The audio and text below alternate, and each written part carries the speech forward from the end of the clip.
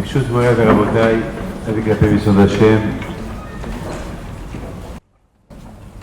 Nous sommes à quelques jours de Yom Kippour et c'est la raison pourquoi du monde entier, là où on est, là où on se trouve, on essaye de se réveiller, de se réveiller pendant ces moments-là, venir vers Hachem. Et bien sûr, Hachem aussi vient vers nous. Mais je me suis posé une question cette semaine. On sait que la veille de Rosh Hashanah, c'est Yom Hadin, le jour du jugement.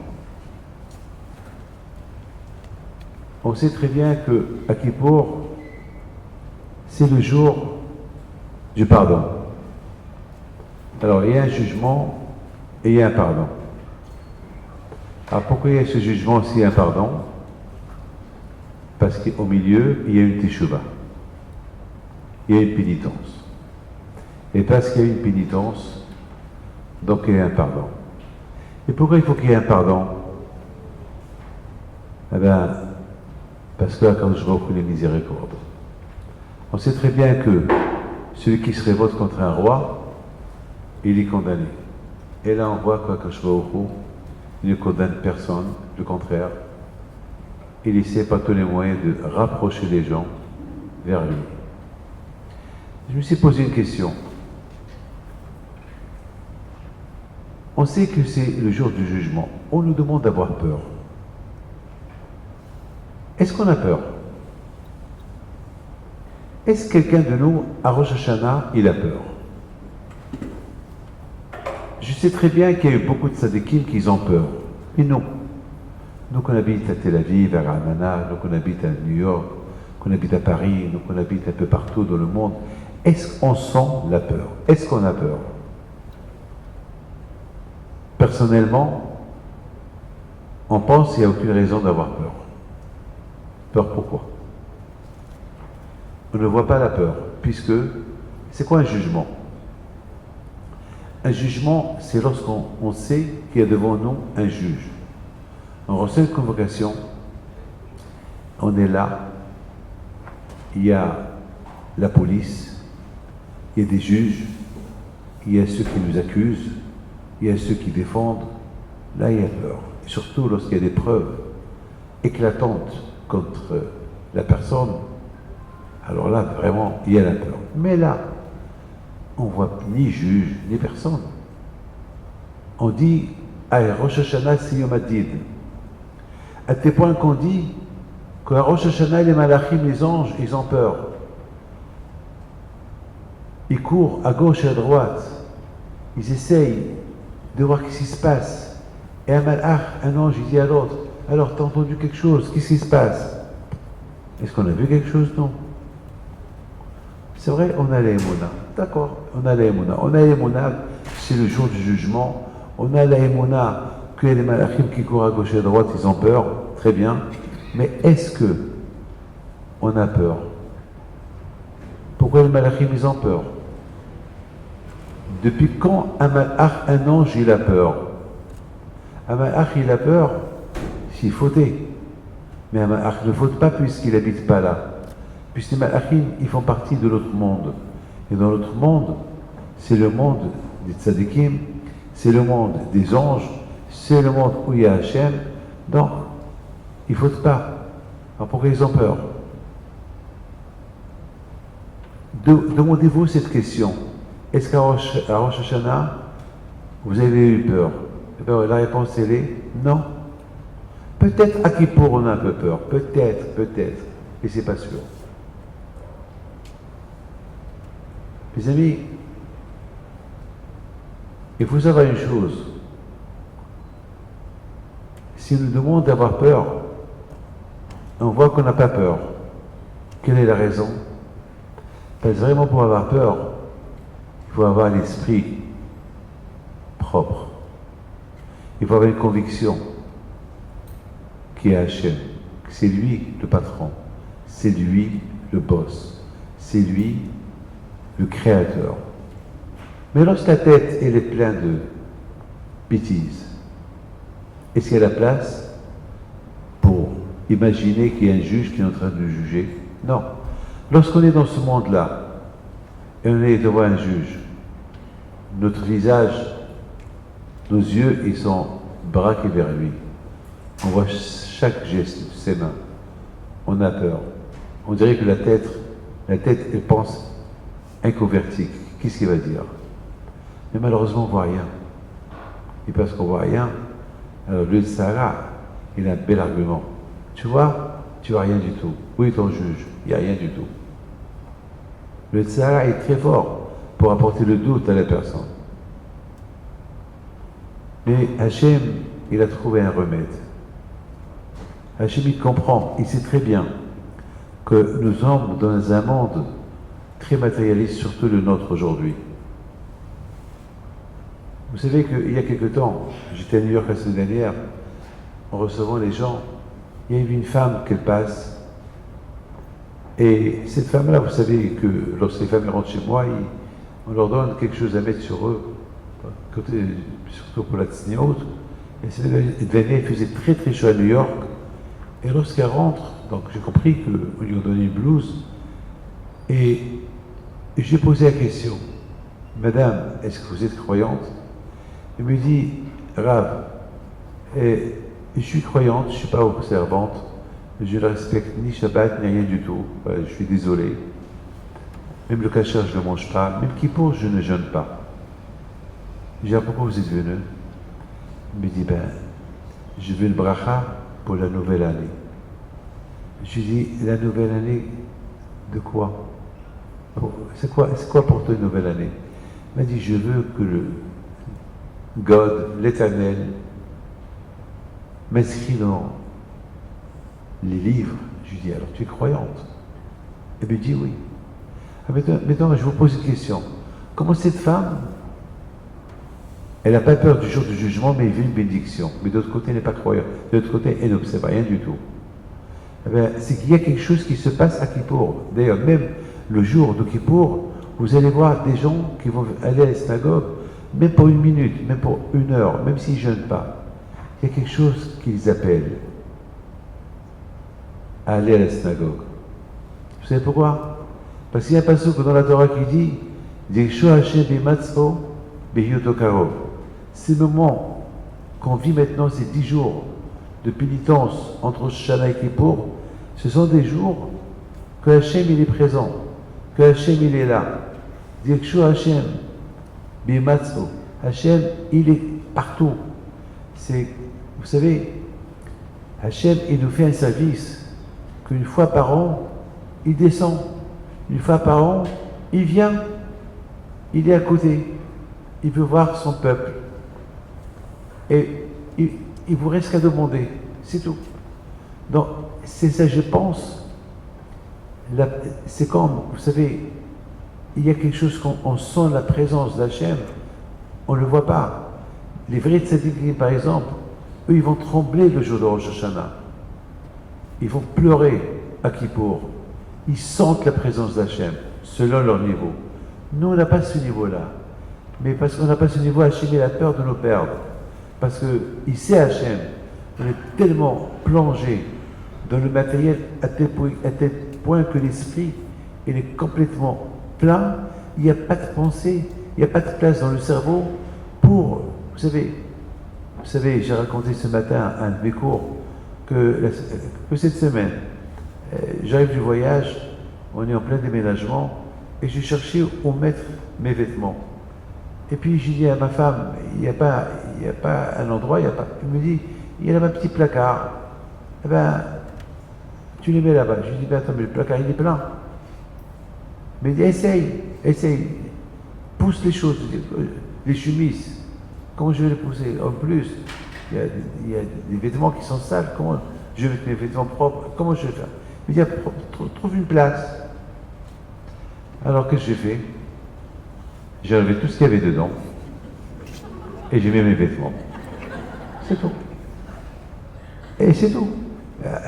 Je ne vais pas mettre mes vêtements avec les vêtements sales. Mes amis, exactement. C'est ça le cerveau. Pour sentir Hachem, il faut un peu de place. Le cerveau, lorsqu'il est plein avec des textos, il est plein avec tout, il est plein avec ce qu'on voit, il est plein avec ce qu'on lit, il est plein avec tout ce qu'on dit. Il n'y a plus de place pour rien du tout. C'est la raison pourquoi même la prière, on ne la sent pas. Parce que pour prier, il faut la kavana, il faut penser. Le cœur, il est plein. Le cerveau, il est plein. Alors, qu'est-ce qui reste? Où tu vas mettre ta prière? Où tu vas stocker la prière? Où tu vas stocker les choses spirituelles? Il n'y a pas de place. Pour qu'il y ait de la place, il faut faire le vide. Et le vide, ça se passe avec la teshuva, la pénitence. C'est la pénitence qui met un peu d'espace dans le cerveau, dans le cœur, qui passe, qui bouge les choses. Et selon la teshuva qu'on fait, eh ben, on vide le cœur. Dirshu Hashem et Matzo, il dit le prophète. Demandez à Hashem. Pourquoi on doit demander à Hashem? Dirshu Hashem et Matzo. Lorsque tu demandes à Hashem, tu vas trouver. Tu vas trouver quoi? Eh bien, tu vas trouver la place dans ton cerveau. Tu vas trouver de la place libre dans ton cœur. Et là-bas, tu vas stocker les choses spirituelles. Là, tu vas sentir Hashem. Là, tu vas sentir le jugement. David Amelech Alavashon dit V'elibi halal bekirbi. Et dans mon cœur, il y a un vide. Alors, il y a deux explications. Halal, ça veut dire vide, ou halal, ça veut dire un espace. En hébreu, on dit halal, c'est le vide, ou l'espace. Ça veut dire que David Amelech Alav Shalom, il disait, mon cœur, il a un grand espace, il est vide, mais il y a une autre explication du mot halal. C'est quoi halal? C'est un cadavre. Un cadavre dans le cœur de David Amelech, le Yitzhara. C'est-à-dire que David Amelech, il a tué son Yitzhara dans son cœur. Donc ça veut dire, tout ce qui peut faire entrer dans le cœur, tout ce qui peut stocker dans le cœur, comme émouna, comme bonnes choses, bonnes actions, eh ben, il n'y a pas le Yitzhara qui va les faire dégager. Parce que le cœur, il est vide, le cœur, là où il y a parce que Satan, le Yitzhara, il se cache toujours dans le cœur. C'est pour ça qu'on il s'appelle Hatzafoni. Il se cache, du verbe Hatzpon. Comme ça, ils expliquent ça. Il se cache. Il trouve toujours une petite cachette dans le cœur. Les amis, je me rappelle il y a quelque temps, j'étais au Venezuela. Et c'était un jeudi. Il y avait un déluge. Il y avait même une montagne qui s'est effondrée. Et vraiment, c'était un problème. Et moi, je devais rentrer par Amsterdam et d'Amsterdam-Lyon. À l'époque, j'habitais à Lyon. Et c'était vendredi. J'ai calculé, avec le retard qu'on a eu, que l'avion, je vais le rater. L'avion de Lyon, je vais le rater à Amsterdam. Et bien sûr, ma préoccupation, c'était Shabbat. Où je vais passer Shabbat? Et j'ai levé les yeux vers le ciel. Je dis à Hachem, où je vais aller Shabbat? Comment? Lorsqu'un juif il a un problème, il appelle qui? Kadosh Baruch Hu. Un enfant, lorsqu'il a un problème, il parle à son père. Nous, on a un problème. Avinu, papa. N'importe quel problème qu'on peut avoir, eh bien Hachem il a une solution toujours. Il se peut que nous, on n'a pas de solution pour certains problèmes, mais Hachem peut toujours trouver, parce que lui, c'est l'infini. Lui, il a le bras long. Donc, il peut toujours trouver, il peut créer des situations pour résoudre ton problème. Ben, j'ai dit, Hachem, moi, David Pinto, je ne vois pas comment je vais résoudre mon problème. Parce que j'ai vu que je vais arriver à 4 heures à Amsterdam, et après j'avais une demi-heure. Mais cette demi-heure-là, l'avion est déjà fermé. Donc pour eux, prenez le vol de 8 heures. Et 8 heures, c'est Shabbat. Comment je vais faire? Amsterdam-Lyon, c'était pas possible.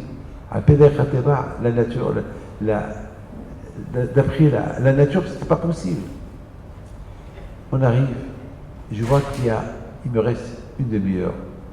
Et je cours. Je voudrais la parole d'honneur, je croyais que mon cœur, il allait s'arrêter.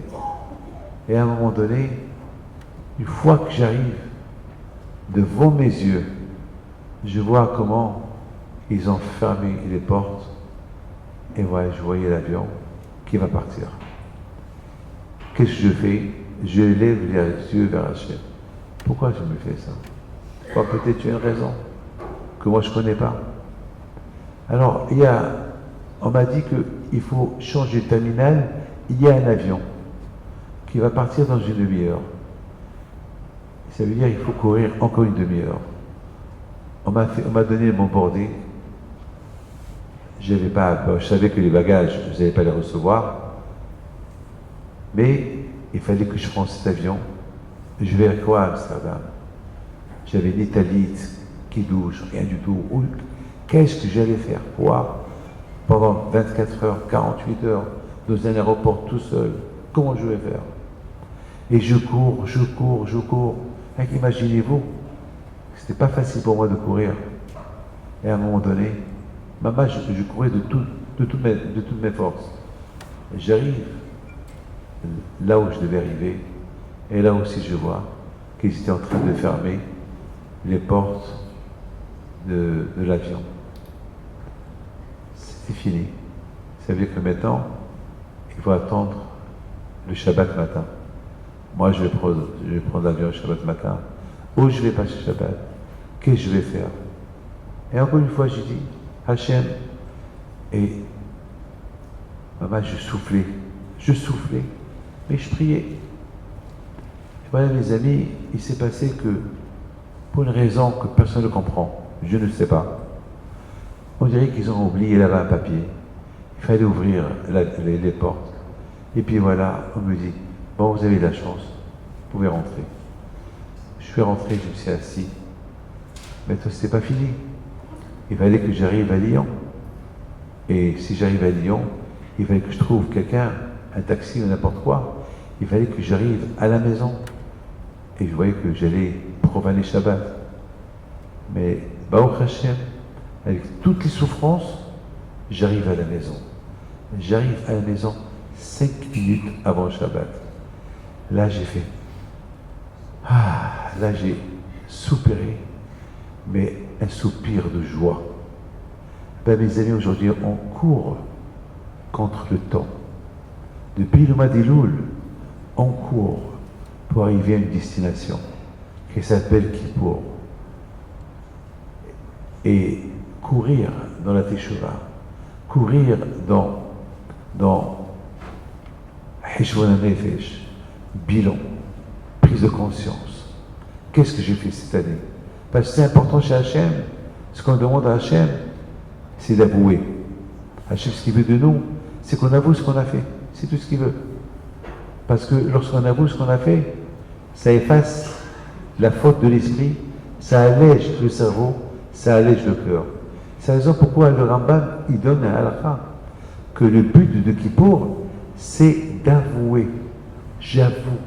Parce que lorsqu'on avoue, alors on montre à Hachem une détermination de ne plus recommencer et répéter cette faute. Mais si tu n'avoues pas, la faute elle reste toujours. Tu vas dire avec ta bouche, pardon. D'accord? Quand je vais te pardonner, mais la faute, elle ne va pas te pardonner. Je répète cette phrase. Hachem, il va te pardonner, mais la faute, elle ne va pas te pardonner parce que la faute, elle ne va pas disparaître de ta tête. Parce que le seul moyen pour faire disparaître, effacer la faute de la tête, la faute du corps, la faute du cœur, uniquement lorsqu'on avoue. J'avoue, Hachem, j'ai fait quelque chose contre toi. J'avoue, je l'ai fait. Alors tu avoues, alors je vais t'aider à te dégager. Alors ça va alléger le cœur, ça va alléger, et finalement vers la fin, on va arriver au pasuk Ki bayom hazeh yichaper alechem litaher etchem mikol hatodechem lifnei Hashem tit'aru. C'est un jour magnifique, c'est un jour qu'on ne peut pas imaginer, c'est un jour que le jour lui-même de Kippour, il t'aide, il nous aide à se perfectionner et trouver le pardon. Et ce pardon-là, il vient uniquement lorsqu'on avoue, lorsqu'on vide le cerveau. Pour vider le cerveau, c'est un travail. Mais de tout ce que je viens de vous dire, c'est grâce à l'aide d'Hachem. Dirshu Hashem bimatsu, biyuto karo. Demandez à Hachem. Parce que ces moments-là, Hachem, on le trouve. Je voudrais terminer avec une belle histoire que je vais vous raconter de Rabbi Haïm qui doit à la Bachalom. Cette année, nous étions à Essaouira. Et vous savez très bien qu'à Essaouira, ça tombe toujours une semaine avant Rosh Hashanah. C'est un pèlerinage très très dur. Pourquoi? Parce que c'est, pour les gens qui viennent de loin, c'est passer le Shabbat et retourner vite au pays, là où ils viennent, parce que c'est la fête. Il y a les femmes qui préparent. C'est pas facile, c'est pas une fête qui est facile. Mais on sait très bien que lorsqu'on pèlerine les tzadikim deviennent comme des avocats pour aider la personne le jour du jugement. Tout à l'heure, je vous ai expliqué que le jugement, on ne le voit pas. Personne ne le voit. Vous imaginez ce que je suis en train de vous dire? On a peur d'un jugement qu'on ne voit pas. En général, on a peur d'un jugement qu'on voit, un jugement qu'on assiste. Mais là, on n'assiste rien, on ne voit rien du tout. Et je voudrais vous dire quelque chose. Comment Hachem, il est extraordinaire. Hachem, il est super à Kadosh Baruch Hu. Vous savez qu'aujourd'hui, malheureusement, lorsque il y a, comme une femme m'a appelé il y a quelque temps, elle me dit, Rabbi David, je suis épuisé, je suis fatigué, je suis malade, le médecin m'a tué. Je dis, comment le médecin t'a tué?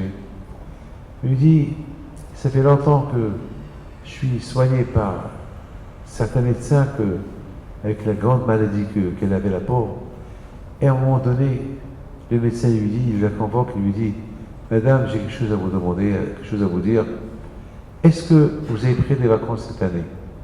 Alors, je lui ai répondu, non, je n'ai pas pris de vacances. Il me dit, alors Madame, je vous conseille, prenez des vacances, parce qu'il vous reste 2 mois à vivre. Il me dit, Rabbi David, ce médecin m'a tué avant de mourir. Pourquoi il me l'a dit? Pourquoi je croyais qu'il allait me dire, Madame, vous êtes guérie, et il prend des vacances maintenant. Il me dit, Madame, prenez des vacances parce qu'il vous reste que 2 mois à vivre. Hachem, il n'est pas comme ça. Hakadosh Baruch Hu, le jour du jugement, il nous juge en cachette. Bakese liyom haginu. Nous, on fête la fête, et Hachem, il nous juge alors que personne ne voit ce qui se passe. Tout en cachette. Pourquoi? Imaginez-vous que Hachem, il nous juge. Hé, Yaakov, toi, tu vas mourir. Même si je vais faire teshuva, je vais être désespéré. Je ne vais pas la faire. Akadosh Baruch Hu, il fait le jugement en cachette. Pourquoi? Parce que Hachem, il ne veut pas qu'on sache le verdict de son jugement. Parce que tout peut arriver. Hachem, il peut effacer. On peut faire une bonne teshuva, et Hachem, il va effacer. C'est vrai, les livres de la mort et de la vie, ils sont ouverts, mais avec la teshuva, tout peut changer. Donc, Akadosh Baruch Hu, il se dit, pourquoi je vais faire peur? Pourquoi je vais décourager de faire la teshuva? Je l'ai laissé faire la teshuva. Bakese, en cachette, Hachem, il nous juge. En dehors des yeux de tout le monde, personne ne sait. Personne, lui seul sait. Personne ne sait. Donc, Abodaï, c'est la raison pourquoi Akadosh Baruch Hu, d'un côté, il nous juge en cachette, d'un côté, il veut qu'on soit heureux, et de l'autre côté, on doit sentir la peur, mais on ne la sent pas. C'est le jour du jugement. Mes amis, c'est ça la bonté de bon Dieu. C'est quoi la bonté du bon Dieu? Il nous a donné un pasouk qui s'appelle Dirshu Hashem bimatzo biyuto karo. Hachem nous dit, David, Moshe, Yaakov, n'aie pas peur, je suis à côté de toi. Au moins, si on n'a pas peur, au moins qu'on arrive à le sentir. Une fois, Baal Shem Tov, il a vu que la prière ne montait pas au ciel. Et à un moment donné, il a commencé à sourire. Ils ont dit ses élèves, Rabbeinu, pourquoi tu rigoles? Pourquoi tu rigoles? Il leur dit, il y a un qui nous a sauvés.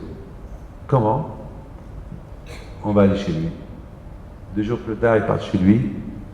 Alors, Baal Shem Tov pose la question, il lui dit, Monsieur, comment tu as fait ton Rosh Hashanah? Il dit, Rabbi, moi je ne sais pas lire, moi je ne sais pas prier, moi je suis un Amaharet, moi je ne connais rien du tout. tout le monde qui prie, tout le monde qui crie, et tout le monde qui demande pardon. Mais moi, je ne connais rien du tout. Tout ce que je sais, je me rappelle de Aleph Bet. Le Aleph Bet que j'ai appris lorsque j'étais jeune. Et une fois que tout le monde est parti, je suis parti vers le Echal, l'arche, là où il y a les Sarim, et j'ai commencé à répéter Aleph, Bet, Gimel, Dalet, He, Vav, Zayin, He, Tet, Yud, Kaf, Chaf, Lamed, Mem, Nun, Samer, Aïn, Pe, Fe, Tzadek, Kof, Rish, Shin, Tav. Une fois que j'ai terminé l'alphabet A, je dis Hachem, c'est ce que je connais. Alors toi, Hachem, ce que tu vas faire, prends cet alphabet que je viens de dire et compose-toi une belle prière venant de moi et mets-la sur ta tête. Et considère ma prière comme si j'ai prié. Alors, Hachem te l'a dit, mon fils, avec ta émouna, ben, tu réussis à annuler les xérot. Donc vous voyez, Rabotai, Hachem, il est là. Et c'est la raison pourquoi vous êtes là venus ce soir. C'est pour ça que vous entendez les cours de Torah. Et c'est pour cela que vous écoutez encore, et encore des cours, et encore demain, etc. Pourquoi? Pachesh Hachem, il est là. Et au fur et à mesure, selon comment on le demande, on le ressent. Alors, à Essaouira, j'ai vu une femme, l'année dernière, une femme qui n'a pas d'enfant, une femme qui a 46 ans. 46 ans, elle était même pas... Vous savez, il était en plus monopause. Et l'année dernière, elle vient, elle dit comme ça devant tout le monde, Hachem, c'est vrai j'ai 46 ans, c'est vrai je suis vieille, c'est vrai je suis monopause, c'est vrai que j'ai pas le droit de demander, mais Hachem, ça fait des dizaines d'années que je suis marié, j'ai le droit d'avoir un enfant, alors je vais me donner un enfant. Toutes les femmes qui étaient là, tout le monde qui était là, ils l'ont écouté parler, prier. Il y a eu des femmes qui pleuraient, parce qu'elles pleuraient. Hachem, je ne veux pas me faire plaisir sur Rosh Hashanah. Hachem, elle pleure, elle crie, elle pleure. Ah ben mes enfants, sa prière elle est montée au ciel. Et cette année, elle est venue à la Hiloula de Rabbi Hipido avec son fils. Hachem lui a donné un bébé. Elle a guéri. L'histoire de Sarah Mino, il est arrivé avec elle. Et c'est ça, Rabotai, l'Aïmouna. Lorsque vous allez prier à Kippour, il faut prier par conviction. Il ne faut pas prier par habitude. Il ne faut pas Hachem, non, c'est pas le chant qui compte, c'est le cœur. C'est ça, parce que Hachem, il est à côté. Dès que chaud, demandez à Hachem, parce qu'il est là, il est à côté. Et c'est la raison qu'il est à côté. La raison qu'il est à côté, parce que Hachem sait que avoir peur, c'est dur. Alors, quand je vous parle, sa présence à côté de chacun de nous, ça va nous influencer par cette kedusha de sa présence pour pouvoir prier à Kadosh Baruch Hu. Je prie à Kadosh Baruch Hu, Besrout, Rabbi Hipido. Kadosh Baruch Hu, il vous donne la santé, la joie. Et Kadosh Baruch Hu, il vous donne le mazal, parnassa et beaucoup d'atzlaha à Torah Box pour tout le beau travail qu'ils font. Et Bisrout, Torah Kedusha, Tagel Ba'adam, et vous tous, Amen Kerason.